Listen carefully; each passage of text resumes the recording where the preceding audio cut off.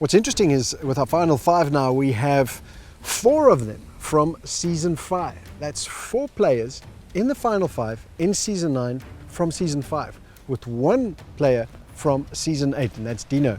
So it is incredible. You have all these factors that play into how they approach the game, and I think the ones who come from further back, because they've had that insight, they're able to take that which they've learned and then apply it to the game. At the Outpost, Marion chose Rice for the tribe instead of going for a more individual play and personal gain. It can actually be a great move, because if your tribe really needs that Rice and you're the one coming in, you ingratiate yourself with the tribe and they can't help but have even subconscious positive feelings towards you. So this game is all about perception and the psychology element of it. I think near the end of the season, that ploy is not going to work. People are going to be like, yeah, you're just trying to play me.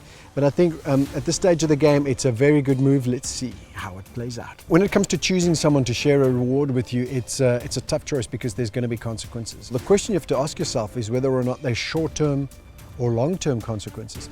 Short-term consequences, people are, upset because they don't get to eat, and but by the time you get back, you can chat to them and you can smooth that over, and by the end of the next day it might be forgotten already. Longer term consequences are when they're sitting on the jury and they remember that moment when they begged you, pleaded with you, and you said, I see you, but I'm picking someone else. And I think Dino may have made a bit of a dent in Tajan there. So if it does come down to it, and Tajan is ambivalent about who he wants to choose between the 2 sitting at the final, and if Dino is one of them, who knows, that might sway him.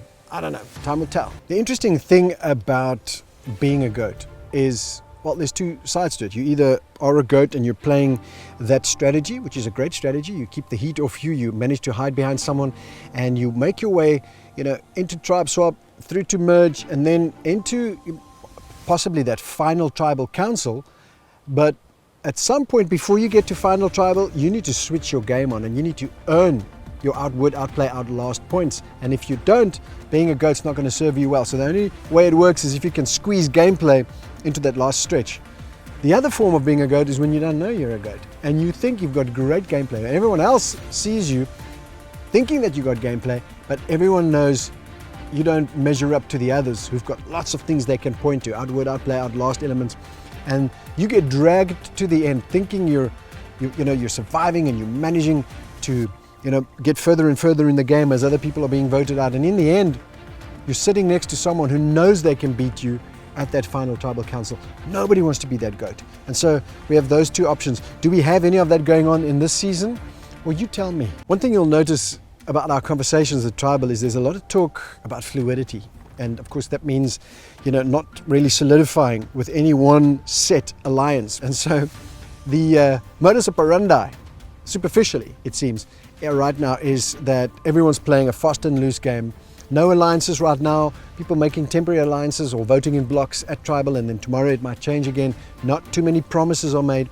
And so the understanding is that it's a very fluid game. What's very interesting is that you do have relationships and you do have alliances, and you can't get away from that. So the thing I'm excited to see play out is whether or not the 2 people sitting at that final tribal council will be sitting next to their number 1s or across from them, having their number 1 on the jury because they blindsided them. Will relationships win out, or will fluidity take the front seat?